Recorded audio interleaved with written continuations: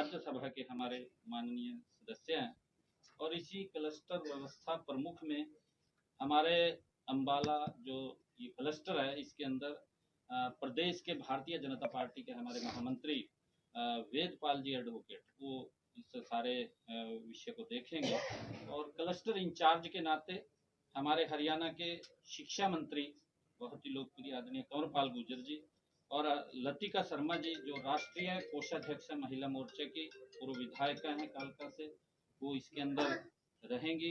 जो लोकसभा के कार्यक्रम चल रहे हैं उस कार्यक्रमों में मैं स्वयं यहाँ के सांसद होने के नाते उसमें रहूंगा और मेरे साथ इस सारे कार्यक्रमों में धूमन सिंह किरमच जी जो हमारे सरस्वती हेरिटेज बोर्ड के चेयरमैन हैं, GL शर्मा जी जो भारतीय जनता पार्टी के उपाध्यक्ष हैं, वो साथ में रहेंगे। मैं आदरणीय जयराम ठाकुर जी से निवेदन करूंगा कि सभी पत्रकार भाइयों से 9 साल की जो आदरणीय प्रधानमंत्री जी ने कार्य किए हैं उनके विषय के ऊपर बात रखेंगे। आदरणीय जयराम ठाकुर जी। मित्रों, आप सबका इस विशेष पत्रकार वार्ता में स्वागत है, अभिनंदन है। जैसा कि हमारे सांसद महोदय जी ने आपके सामने बड़ा विषय बड़ा स्पष्ट रख दिया है कि आज की पत्रकारिता एक विशेष विषय है। आदरणीय प्रधानमंत्री नरेंद्र मोदी जी के नेतृत्व में केंद्र सरकार ने 9 वर्ष का कार्यकाल पूरा किया है और भारतीय जनता पार्टी के लिए ये पहला अवसर है जब मजबूत सरकार, निर्णय लेने वाली सरकार, मजबूती के साथ काम करने वाली सरकार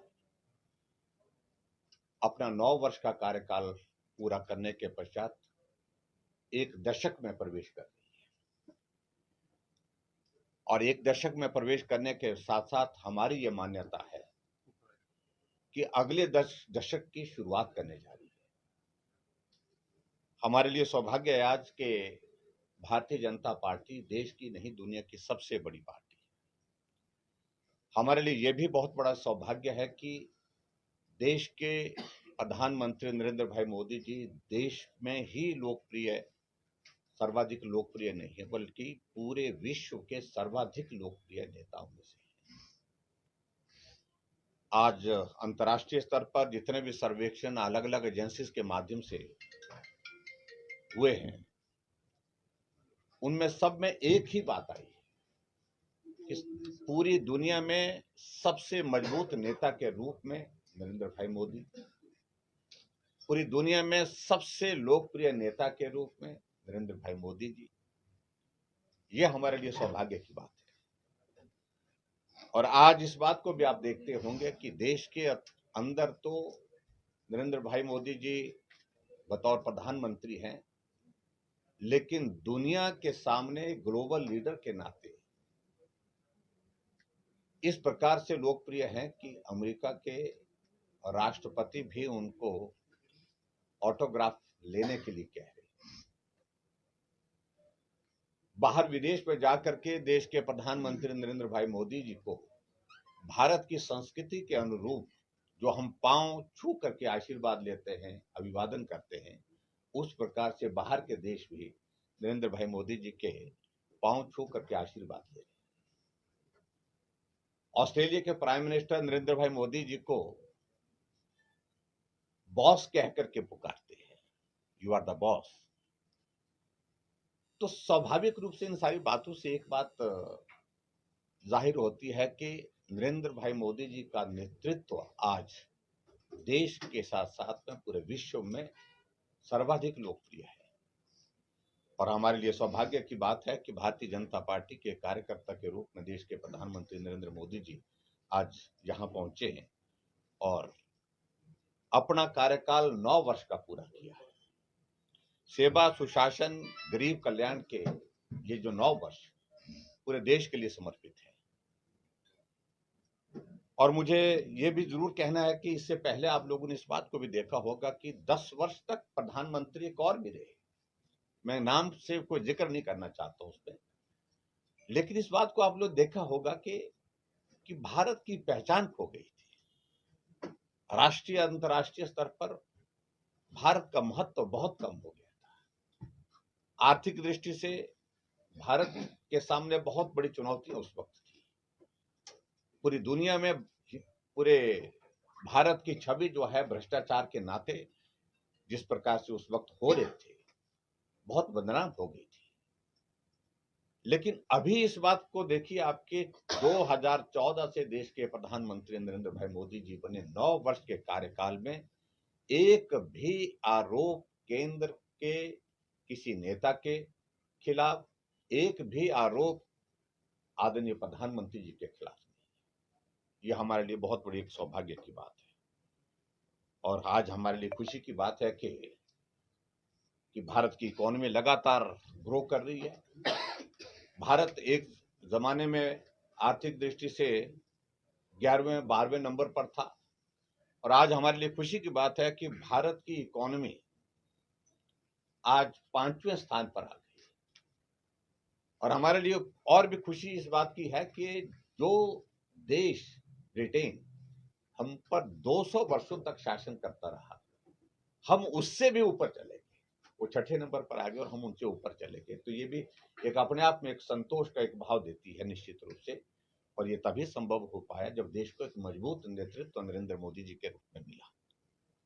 मित्रों, आज के इस पत्रकार वार्ता में विशेष रूप से मैं जिक्र करना चाहूंगा इस 9 साल की कार्यकाल की इस अवधि में, इस काल अवधि में भारत ने बहुत सारे डेवलपमेंट के जो काम किए, भारत के अंदर जो डेवलपमेंट के कार्य हुए, उन सारी चीजों को लेकर के आज आपके सामने कुछ बातों का मैं जिक्र करूंगा। योजनाएं आदरणीय प्रधानमंत्री जी के नेतृत्व में एक नहीं अनेकों, जिनका जिक्र करने में बहुत वक्त लगेगा। लेकिन मैं एक बात जरूर कहना चाहता हूं कि जो प्रमुख कुछ बिंदु हैं उस पर जिक्र करना चाहूंगा। आप इस बात को भी देखते हैं कि देश के पूर्व में एक प्रधानमंत्री रहे राजीव गांधी जी, वो इस बात का जिक्र एक बार नहीं अनेकों बार कर चुके कि अगर मैं किसी गरीब की मदद के लिए, गरीब की मदद और किसी विकास के कार्य के लिए अगर मैं केंद्र से 100 रुपए भेजता हूं तो जहां तक वो पहुंचना चाहिए उस व्यक्ति तक वो 15 रुपए पहुंचते हैं। यानी कि 85 रुपए रास्ते में ही खत्म हो जाते थे उस आदमी तक पहुंचते पहुंचते।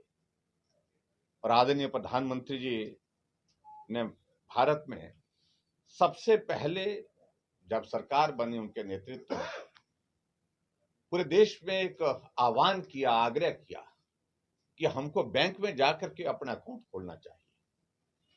और उस वक्त बड़ी हास्यास्पद परिस्थिति पैदा करने की कोशिश हुई विपक्ष की ओर से कि खाता तो खोलने के लिए कह रहे हैं, लेकिन पैसे कहां से आएंगे, किस बात के लिए खाता खोले।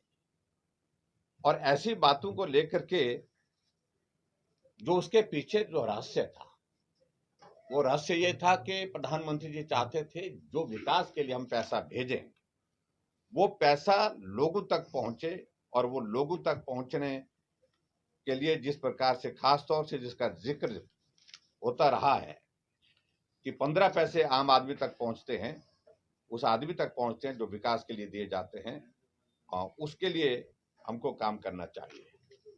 तो शुरुआत एक बहुत बेहतर ढंग से हुई जनधन खाता खोलने की दृष्टि से। और जनधन खाता खोलने के इस शुरुआत के साथ आज हमें इस बात को लेकर के प्रसन्नता है कि जनधन अकाउंट खुलने से अगर 100 रुपए मोदी जी अगर भेजते हैं तो वो 100 रुपए उस व्यक्ति के खाते में आते हैं जो विशेष तौर से जिस योजना के अंतर्गत जो उसमें लाभान्वित होता है। और ऐसे में अगर हम आज जिक्र करें प्रधानमंत्री जी की अन्य योजनाओं का, उसमें विशेष तौर से मैं जिक्र करना चाहूंगा कि आज भारत में वो परिस्थिति है जब हम 80 करोड़ गरीब लोगों को मुफ्त राशन देने की स्थिति में हैं, दे रहे हैं। आदरणीय प्रधानमंत्री जी की ओर से एक बहुत बड़ा एक गरीब लोगों के उत्थान के लिए, जिनके लिए मदद, कोई भी भूखा ना सोए, इस बात को सुनिश्चित करने के लिए इस दिशा में कदम उठाया गया है।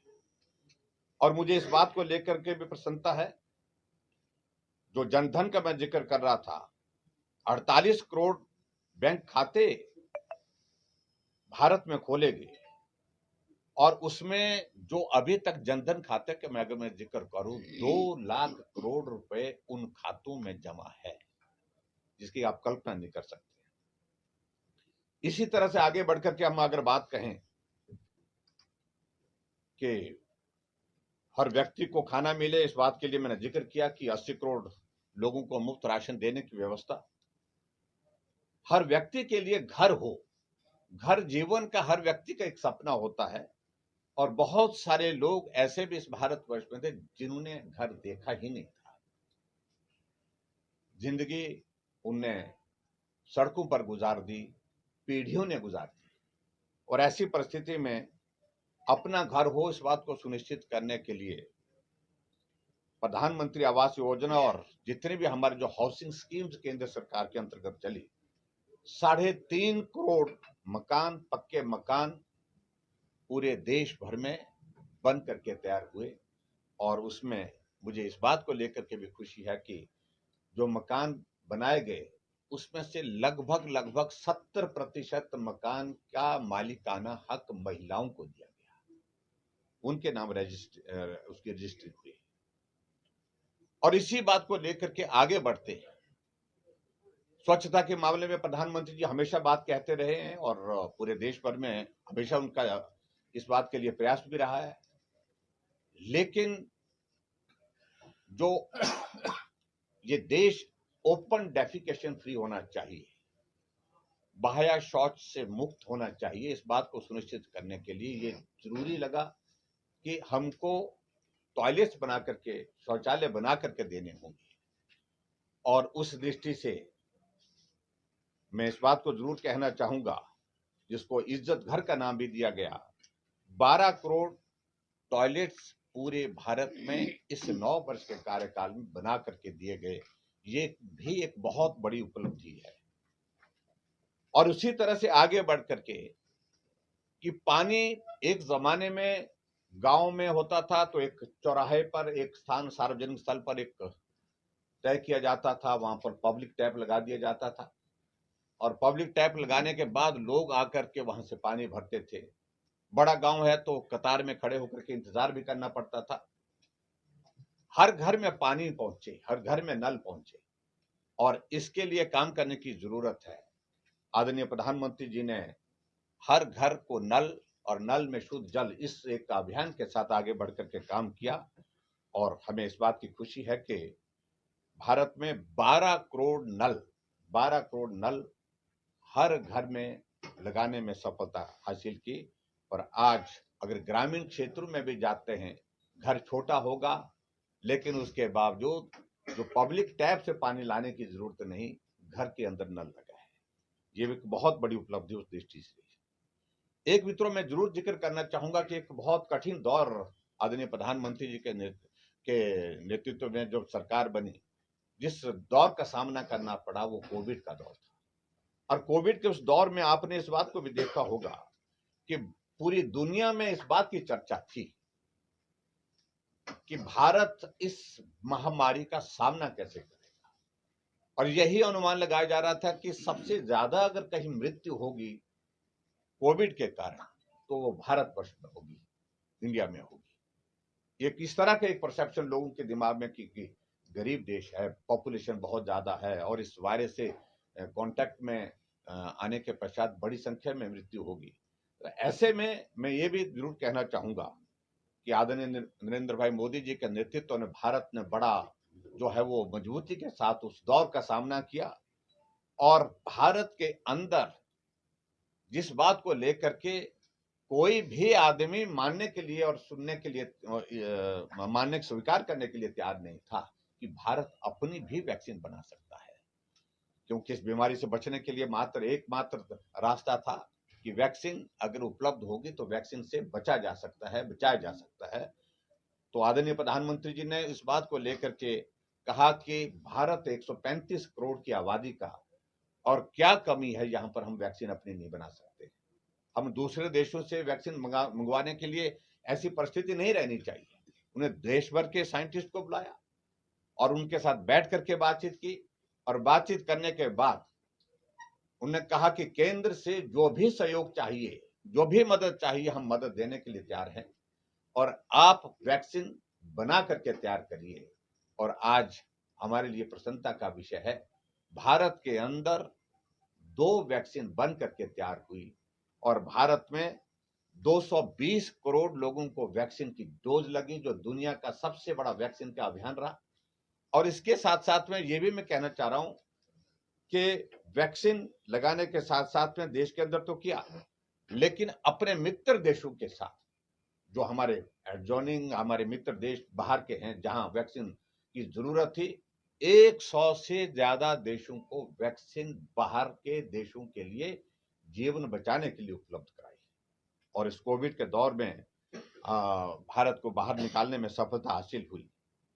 और इसी तरह से ये सारी चीजों का जिक्र करने के साथ साथ मैं और भी बात कहना चाह रहा हूं, जहां पर्यावरण एक बहुत बड़ा कंसर्न पूरे देश का है, दुनिया का है।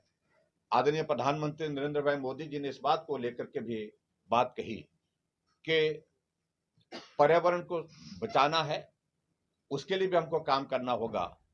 और उसके साथ साथ में जो हमारी माताएं बहनें जो हमको चूल्हे में खाना धुएं में लकड़ी से बना करके जो तैयार करती हैं, उसके कारण बहुत सारा धुआं उनके शरीर में चला जाता है, फेफड़े में चला जाता है, जिससे फेफड़े खराब होते हैं, आंखें खराब होती हैं। तो उनने एक शुरुआत की कि पर्यावरण को भी सुरक्षित करने के लिए और उसके साथ साथ में माताओं बहनों का स्वास्थ्य भी ठीक रहे, इस बात को ध्यान में रखते हुए उज्ज्वला योजना की शुरुआत पूरे देश भर के लिए की। और हमारे लिए आज प्रसन्नता की बात है कि आज लगभग 9 करोड़ 60 लाख गैस कनेक्शन उज्ज्वला योजना के अंतर्गत पूरे देश भर में दिए गए। और इस बात को मैं दाव के साथ कह सकता हूं, ग्रामीण क्षेत्रों में भी, गरीब के घरों में भी अगर जाएंगे, घर छोटा होगा लेकिन उसके बावजूद गैस का कनेक्शन उस घर के अंदर मिलता है। ये भी एक बहुत बड़ी उपलब्धि आदरणीय प्रधानमंत्री जी की रही है।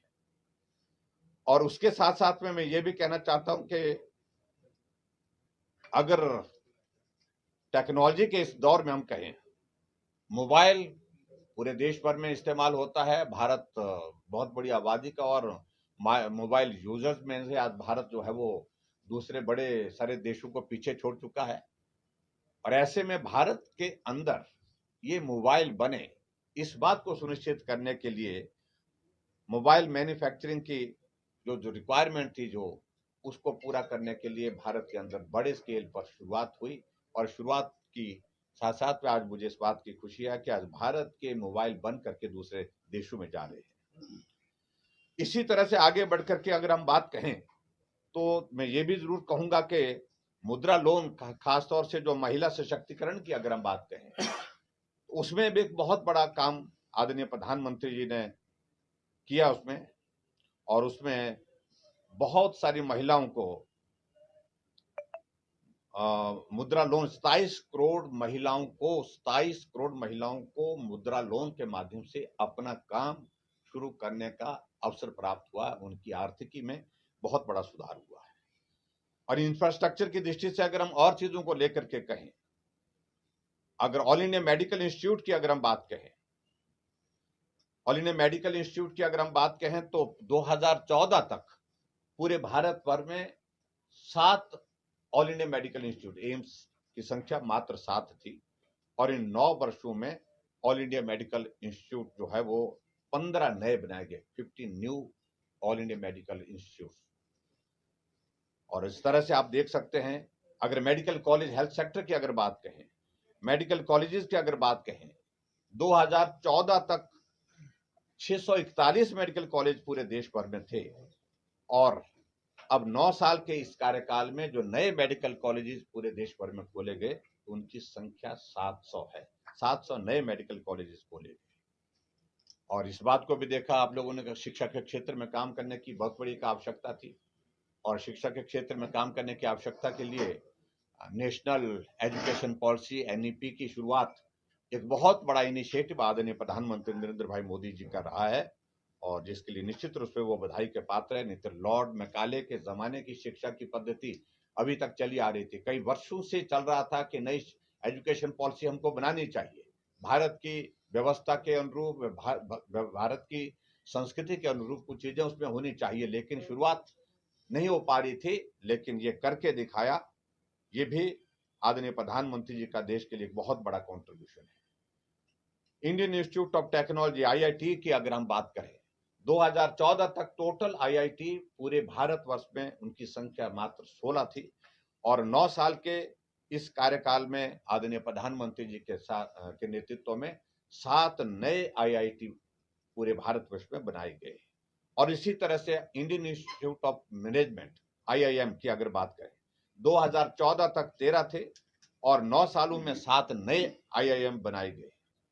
और इसके अलावा और चीजों को लेकर के स्टैचू ऑफ यूनिटी, पूरे दुनिया के सबसे बड़ी स्टैचू अगर बनी है तो सरदार वल्लभ भाई पटेल की, और वो भी भारत के अंदर गुजरात में बनी है। ये भी प्रधानमंत्री नरेंद्र भाई मोदी जी ने उस वक्त शुरुआत की थी जब वो गुजरात प्रदेश के मुख्यमंत्री थे, उस वक्त शुरुआत की थी, और बनकर के जब तैयारी, जब प्रधानमंत्री बनकर के उन्होंने उसका उद्घाटन किया, देश को समर्पित किया।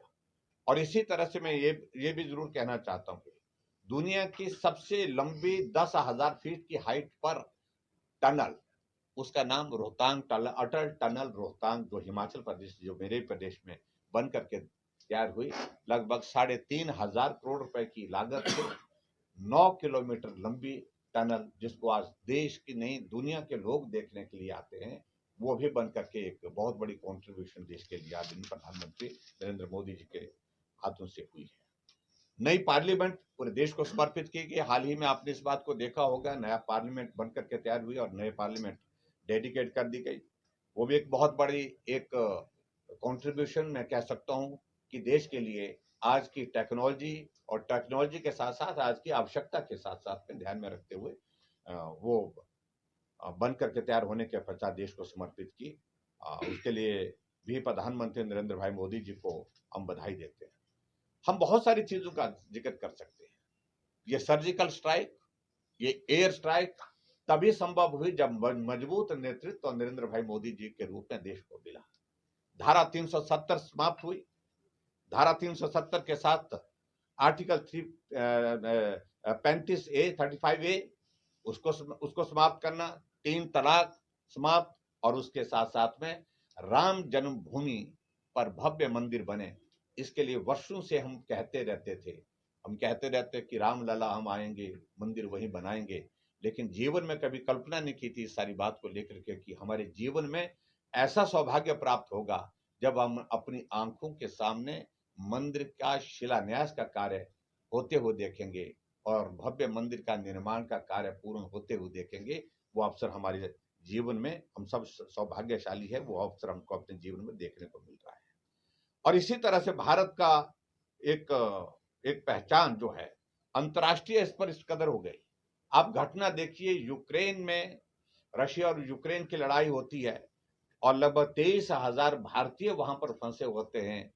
एक एक भारतीय को सुरक्षित निकालने के लिए जो प्रयास हुए आदरणीय प्रधानमंत्री नरेंद्र भाई मोदी जी के माध्यम से, और यहां तक कि भारत का तिरंगा झंडा दूसरे देश के नागरिक पे अपने हाथों में लेकर के वहां से सुरक्षित हुआ है। ये सम्मान भारत के लिए आज दुनिया के सामने है। इस बात के लिए भी प्रधानमंत्री जी को हम बधाई देते हैं। और उसी तरह से अगर हम वंदे भारत ट्रेन क्यों आगे बढ़कर के हमको काम करना चाहिए, तो वंदे भारत ट्रेन एक ऐसे वर्ल्ड क्लास फैसिलिटी के साथ, बेहतरीन सुविधाओं के साथ यात्रा आदमी की हो सके, उस बात को सुनिश्चित करने के लिए 20 नई वंदे भारत ट्रेन की शुरुआत भारतवर्ष में हो चुकी है। और हमें इस बात की खुशी है कि वंदे भारत ट्रेन में आज बड़ी संख्या में लोगों का आना जाना होता है और एक वर्ल्ड क्लास सुविधा का आनंद लोग ले रहे हैं। और उसी तरह से कनेक्टिविटी के हिसाब से मैं अगर बात और कहूं, 2014 से पहले 9 साल में जो है 74 जो है वो नए एयरपोर्ट भारतवर्ष के अंदर बन करके तैयार हुए। सबसे ज्यादा नंबर अगर इसको मैं कह सकता हूँ छोटे से इस कार्यकाल में एयरपोर्ट का, 74 न्यू एयरपोर्ट्स जो है वो बनकर के तैयार हुए, ये भी एक बहुत बड़ी कंट्रीब्यूशन देश के लिए है। नेशनल हाईवे की अगर हम बात कहें, 2014 तक जो टोटल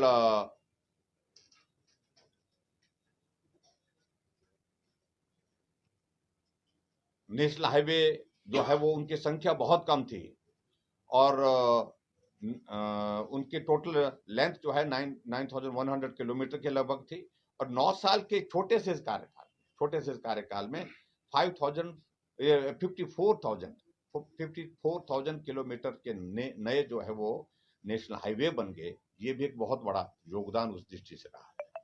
और किसान भारत का लगभग कुल आबादी का लगभग 80% है और मुझे इस बात को लेकर के प्रसन्नता है कि किसानों को 6,000 रुपये किसान सम्मान निधि और उसमें लगभग 11.5 करोड़ किसान जो है उसमें शामिल हैं जिनको ये सुविधा मिलती है। ये एक बहुत बड़ा योगदान उस दृष्टि से रहा है। भारत के लिए एक बहुत बड़ी स्वास्थ्य के क्षेत्र में एक योजना है आयुष्मान भारत। आयुष्मान भारत एक गरीब आदमी के इलाज के लिए भी 5 लाख रुपए का हेल्थ कवर जिसमें प्रावधान किया गया है और उसके अंतर्गत पूरे देश भर में करोड़ों लोगों को स्वास्थ्य का लाभ मिला, स्वास्थ्य सुविधा का लाभ मिला और हमें इस बात की खुशी है कि लगभग 23 करोड़ 19 लाख लोगों को आयुष्मान भारत का लाभ मिला है। तो कुल मिलाकर के अगर इन सारी चीजों का हम जिक्र करें तो मैं समझता हूं कि बहुत बड़ा सुनहरा अवसर ये 9 साल का कार्यकाल बतौर प्रधानमंत्री नरेंद्र भाई मोदी जी का रहा है। और उसी दृष्टि से अगर मैं देखूं पूरे हरियाणा में हमारी आज खुशी की बात है कि यहां भी आदरणीय मनोहर लाल खट्टर जी के नेतृत्व में सरकार अक्टूबर के महीने में 9 साल का कार्यकाल पूरा करने जा रही है। और ये वो प्रदेश है जहां भारतीय जनता पार्टी की सरकार बनने की संभावना बहुत ज्यादा किसी जमाने में नहीं हुआ करती थी। अधिकांश सीटों पर लड़ते थे तो जमानत जब्त होती थी।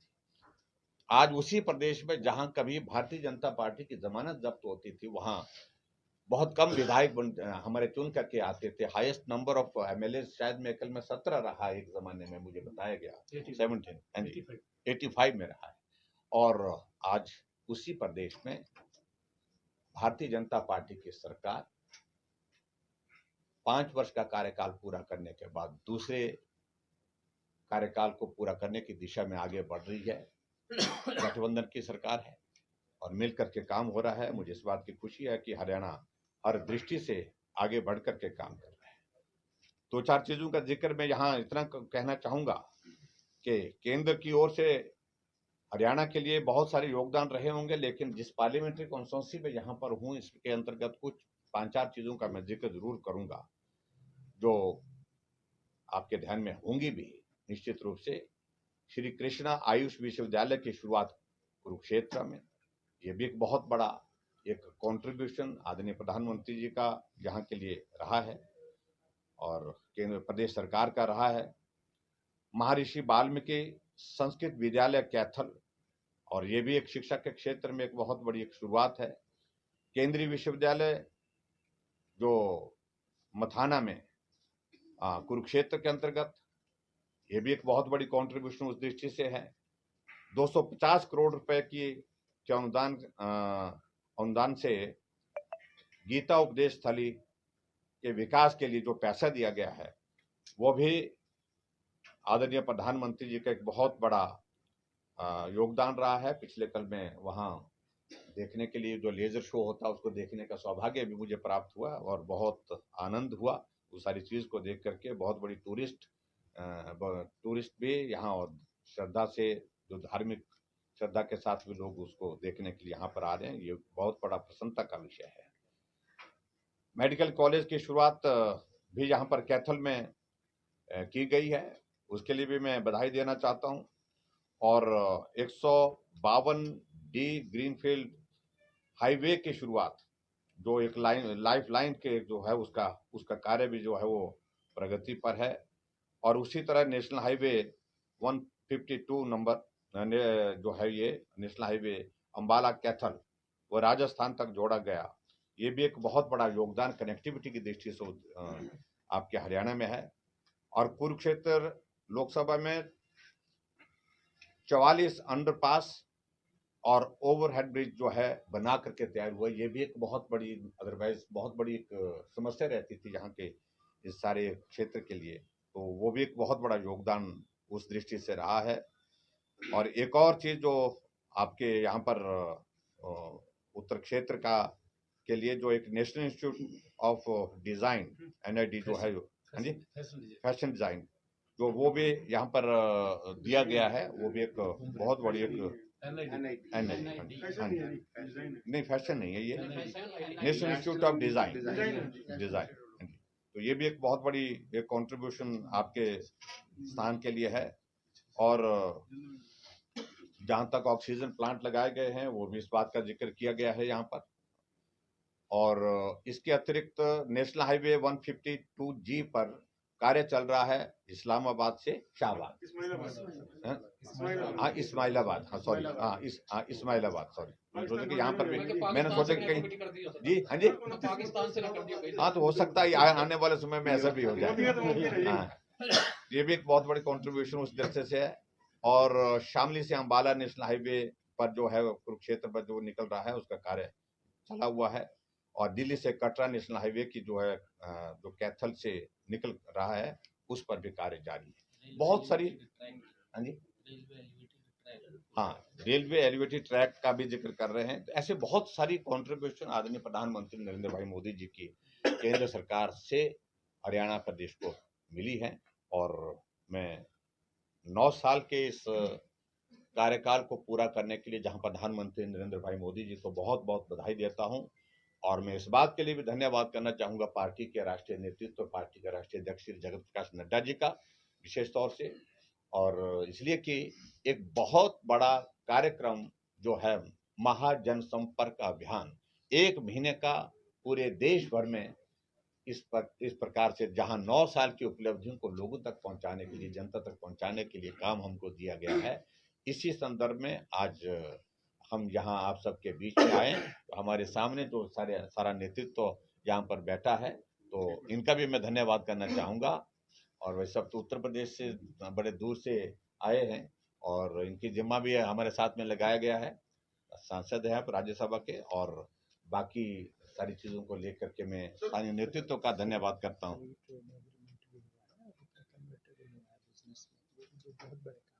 हाँ, वो भी बहुत बड़ा काम।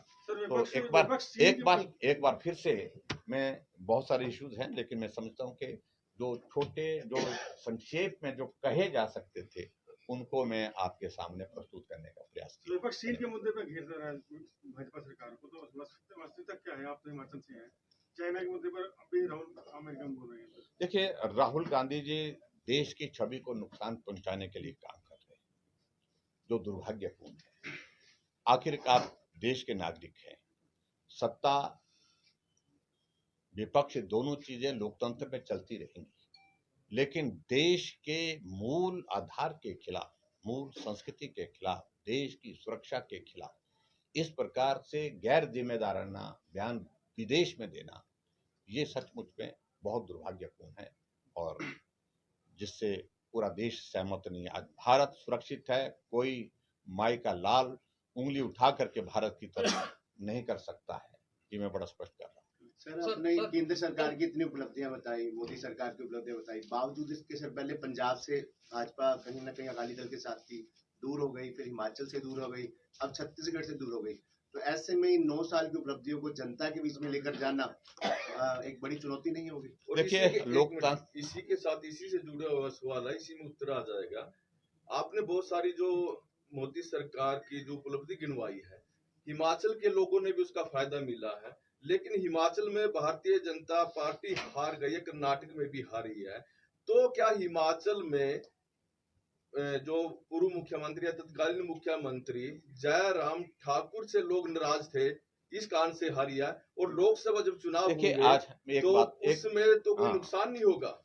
एक बात मैं जरूर कहना चाहूंगा, आज का विषय बहुत स्पेसिफिक है और मैं समझता हूं कि हम बहुत सारे विषयों पर इस तरह से नहीं जाएंगे, लेकिन लोकतंत्र में चुनाव हार जीत चली रहती है। देश आगे बढ़े, प्रदेश आगे बढ़े, ये एक लक्ष्य होना चाहिए। हमारे सामने एक लक्ष्य ये है। और हिमाचल के संदर्भ में मुझे सिर्फ इतना ही कहना है कि 0.9% से अंतर रहा। जिस प्रकार से जो कांग्रेस ने गारंटियां दी है, वो गारंटियां आज उनको गले पड़ गई है। आज मुख्यमंत्री सार्वजनिक कार्यक्रमों में जाने से परहेज कर रहे हैं कि लोग उनको पूछ रहे हैं कि जो गारंटी आपने दी उसका क्या। सारी चीजें एक तरफ छोड़ करके मैं इतना जरूर कहना चाहता हूं, हिमाचल प्रदेश में विकास की दृष्टि से कोई कमी नहीं रही और कोई इशू गवर्नमेंट के अगेंस्ट नहीं था, लेकिन फिर भी उसके बावजूद हम लोकतंत्र का सम्मान करते हैं और ऐसे में कुछ issues all of a sudden ऐसे क्रॉप अप हुए जिसके कारण चुनाव प्रभावित हुआ। इन सारी चीजों का जिक्र करने का देखिए, सारे मामले में मुझे सिर्फ इतना ही कहना कि एफआईआर ऑलरेडी वहां पर लॉन्च हुई पड़ी है, इन्वेस्टिगेशन की प्रोसेस चली हुई है और मुझे लगता है कि अब उसमें इन्वेस्टिगेशन की प्रोसेस जब चली हुई है तो हमें इंतजार करना चाहिए इन्वेस्टिगेशन की प्रोसेस को कंप्लीट होने। सर, इतनी सारी उपलब्धियों के बाद कल ही राहुल गांधी बयान दे रहे हैं कि 2024 में बहुत बड़ा उलटफेर होने वाला है बीजेपी जो सत्ता से। देखिए, मुझे लगता है कि कई बार राहुल गांधी जी बहुत ज्यादा बोल जाते हैं और बहुत उत्साहित हैं अभी कुछ वजह से, और जिसके लिए मैं सिर्फ इतना ही कहना चाह रहा हूं कि बहुत बड़ी निराशा होगी 2024 में जब चुनाव होगा। भारत में फिर भारतीय जनता पार्टी की सरकार नरेंद्र भाई मोदी जी के नेतृत्व में बनेगी और बहुत मजबूती के साथ बनेगी। जितना बहुमत आज की तारीख में है, इससे कम नहीं, इससे ज्यादा। सर, एक रेल हादसा हुआ, बहुत लोगों की जान चली, तो क्या कहेंगे? देखिए, रेल हादसा निश्चित रूप से वो बहुत दुर्भाग्यपूर्ण घटना घटित हुई है और उन परिवारों के प्रति हमारी संवेदना है। आदरणीय प्रधानमंत्री जी ने व्यक्तिगत रूप में वहां पर विजिट किया है और इसके साथ साथ में जो जिनकी दुखद मृत्यु है उनके परिवारजनों को जो मुआवजा देने की बात थी, वो भी सारी चीजें घोषित हो चुकी हैं। एक हाई लेवल एक कमेटी कॉन्स्टिट्यूट हर इस घटना के लिए और वो भी गठित हो चुकी है। और लेकिन इतना ही मैं कहना चाहता हूँ, जो जिनकी दुखद मृत्यु हुई है, संवेदना उन परिवार के प्रति, जो घायल हुए हैं और वो जल्दी जो है उनको स्वास्थ्य में सुधार हो, ऐसी हम कामना करते हैं। Thank you very much. Please, thank you. Thakur ji, एक सवाल है। ठीक।